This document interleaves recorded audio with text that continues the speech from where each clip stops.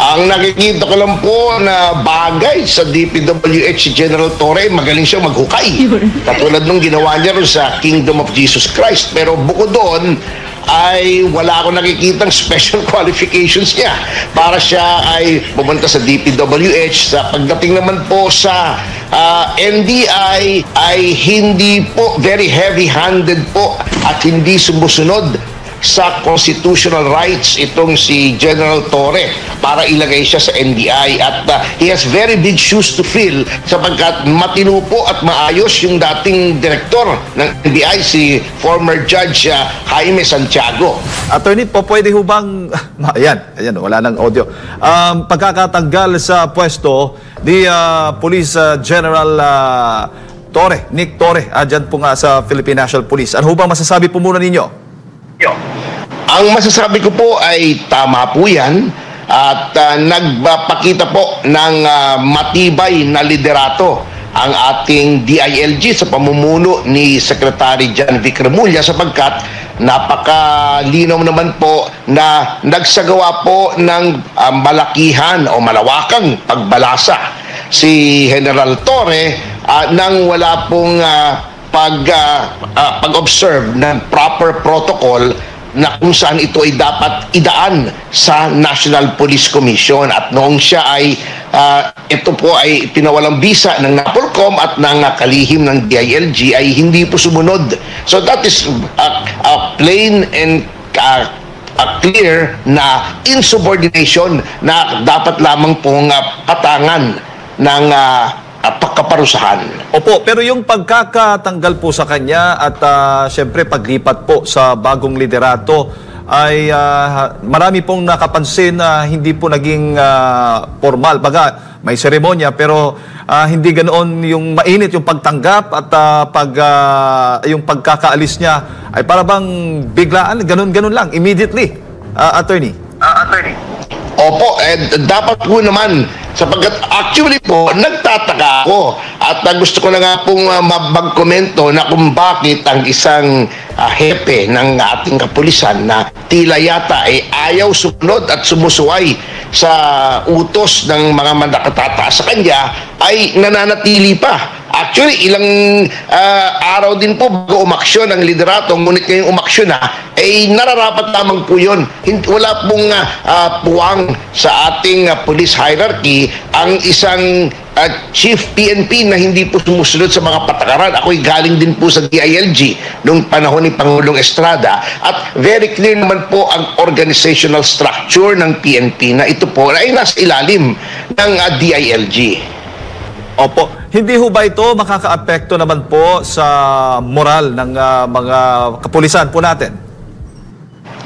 Actually po, yung pagbalasa ng walang pahintulot ng NAPOLCOM ay yun po ang nakakaapekto sa moral sapagkat it would appear kung hindi po ito inaksyonan na General Nicolas Torre is above the law and above the established protocols of the National Police Service.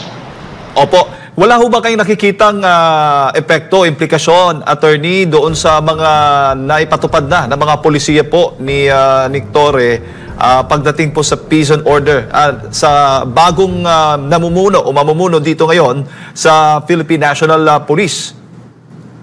Well, every new PNP chief has his or her own priorities pagdating sa policy. Ngunit ang mandato naman po ng ating kapulisan ay maliwanag na nasa saad sa ating saligang batas at ito ay of course to maintain peace and order and enforce yung mga batas ng Pilipinas. At I wish the new PNP chief, well, OIC pa lamang naman ngayon, well, at sana po ay patuloy po kung ano man ang adhikain ng PNP in general at hindi lamang ng isang partikular na tao. Opo, sa ilalim ho ba ng pamumuno ni Police General Nick Torre, ano ho ba yung obserbasyon ninyo sa pagtugon naman sa ating peace and order dito sa ating bansa? Sa tingin ko po ay may mga pangako na hindi natupad katulad nung sinasabi niyang response time ng ating kapulisan. Hindi po natutupad yun. At saka para po sa akin, bilang isang leader, hindi po maganda ang karakter ni dating Chief PNP Nicolas Torre. Yung kanya pong ginawa yung sa parang publicity stunt na boxing na tinanggap niya yung hamon ni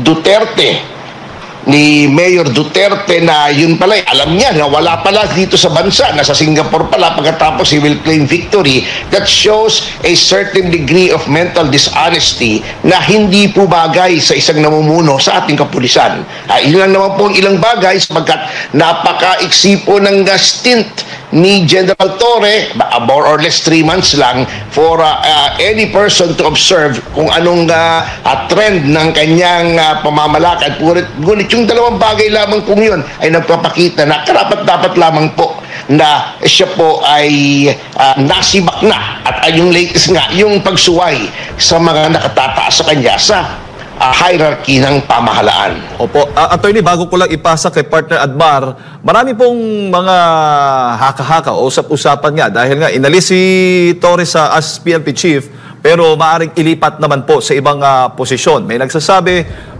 possible daw, bagay siya sa DPWH dahil magaling po siya mag-imbestiga. Meron din nagsasabi sa Department of Justice at sa anumang mga posisyon na nakikita po ninyo na possible po, attorney. Ang nakikita ko lang po na bagay sa DPWH si General Torre, magaling siya maghukay. Katulad nung ginawa niya rin sa Kingdom of Jesus Christ. Pero bukod doon, ay wala akong nakikitang special qualifications niya para siya ay pumunta sa DPWH. Sa pagdating naman po sa NBI, ay ako po ay, well, personally po ito, not as a spokesman of the Partido Demokratiko Pilipino. In my personal opinion as a lawyer and as a citizen, ay hindi po very heavy-handed po at hindi sumusunod sa constitutional rights itong si General Torre para ilagay siya sa NBI. At he has very big shoes to fill sapagkat matino po at maayos yung dating direktor ng NBI, si former Judge Jaime Santiago. At I think ang pinakamaganda pong gawin ng ating pamahalaan, in my personal opinion only, ay hayaan nang matapos ang termino bilang pulis. Hintayin na mag-retire si General Torre, and I think he should retire because I don't think he has any more contributions to make to our country, judging from his previous actions as a police officer.